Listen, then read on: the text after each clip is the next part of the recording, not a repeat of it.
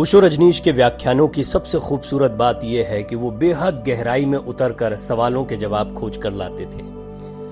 70 के दशक में हैजा महामारी के रूप में पूरे विश्व में फैल गया था। तब अमेरिका में किसी ने ओशो रजनीश से प्रश्न किया कि इस महामारी से कैसे बचें। ओशो ने इस बारे में विस्तार में समझाया था और आज के दौर में भी उनकी कही ये बातें बिल्कुल प्रासंगिक हैं। उन्होंने इस प्रश्न का जवाब देते हुए कहा था, ये प्रश्न ही आप गलत पूछ रहे हैं। प्रश्न ऐसा होना चाहिए था कि महामारी के कारण मेरे मन में मरने का जो डर बैठ गया है उसके संबंध में कुछ कहिए।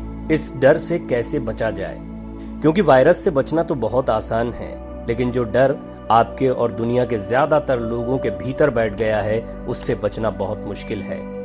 अब इस महामारी से कम लोग, इसके डर के कारण लोग ज्यादा मरेंगे।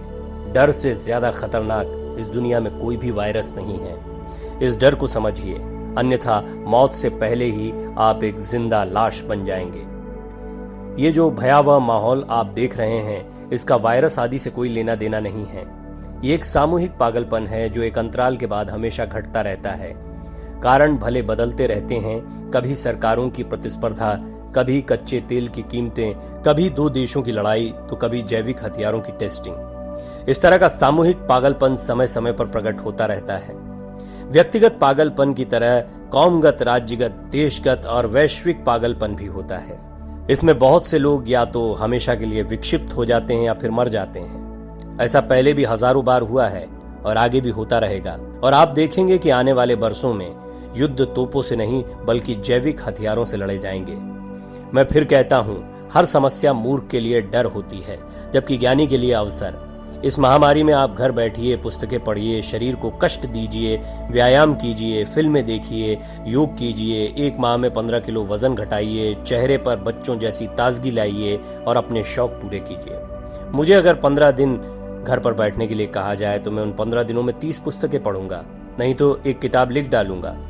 इस महामंदी में पैसा इन्वेस्ट कीजिए। ये अवसर है जो 20-30 साल में एक बार आता है। पैसा बनाने की सोचिए, क्योंकि बीमारी की बात करके वक्त बर्बाद करते हैं। ये भय और भीड़ का मनोविज्ञान सबके समझ नहीं आता। डर में रस लेना बंद कीजिए। आमतौर पर हर आदमी डर से थोड़ा बहुत रस लेता है। अगर डरने में मजा नहीं आता तो लोग भूतवा फिल्में देखने क्यों जाते? ये सिर्फ एक सामूहिक पागलपन है जो अखबारों और टीवी के माध्यम से भीड़ को बेचा जा रहा है। लेकिन सामूहिक पागलपन के क्षण में आपकी मालकियत छिन सकती है। आप महामारी से डरते हैं तो आप भी भीड़ का ही हिस्सा हैं। ओशो कहते हैं, टीवी पर खबरें सुनना या अखबार पढ़ना बंद करें।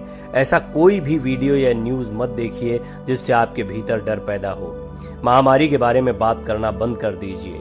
डर भी एक तरह का आत्मसम्मोहन ही है। एक ही तरह के विचार को बार बार सोचते रहने से शरीर के भीतर रासायनिक बदलाव होने लगते हैं और ये रासायनिक बदलाव कभी कभी इतना जहरीला हो सकता है कि आपकी जान भी ले ले। महामारी के अलावा भी बहुत कुछ दुनिया में हो रहा है, उस पर ध्यान दीजिए। ध्यान साधना से साधकों के चारों तरफ एक प्रोटेक्टिव ऑरा बन जाता है जो बाहर की नकारात्मक ऊर्जा को उनके भीतर प्रवेश नहीं करने देता। अभी पूरी दुनिया की ऊर्जा नकारात्मक हो चुकी है। ऐसे में आप कभी भी इस ब्लैक होल में गिर सकते हैं। ध्यान की नाव में बैठकर ही आप इस झंझावात से बच सकते हैं। शास्त्रों का अध्ययन कीजिए, साधु संगत कीजिए और साधना कीजिए। विद्वानों से सीखें, आहार का भी विशेष ध्यान रखें, स्वच्छ जल पिएं। अंतिम बात, धीरज रखिए, जल्द ही सब कुछ बदल जाएगा। जब तक मौत आ ही न जाए तब तक उससे डरने की कोई जरूरत नहीं है, और जो अपरिहार्य है उससे डरने का कोई अर्थ भी नहीं है। डर एक प्रकार की मूढ़ता है। अगर किसी महामारी से अभी भी नहीं मरे तो भी एक ना एक दिन तो मरना ही होगा, और वो एक दिन कोई भी दिन हो सकता है। इसलिए विद्वानों की तरह जिएं, भीड़ की तरह नहीं। ओशो रजनीश। वेब दर्शन का कंटेंट आपको पसंद आता है? इसी तरह अपना प्यार और स्नेह देते रहें। चैनल को शेयर, सब्सक्राइब और वीडियो को लाइक करना न भूलें।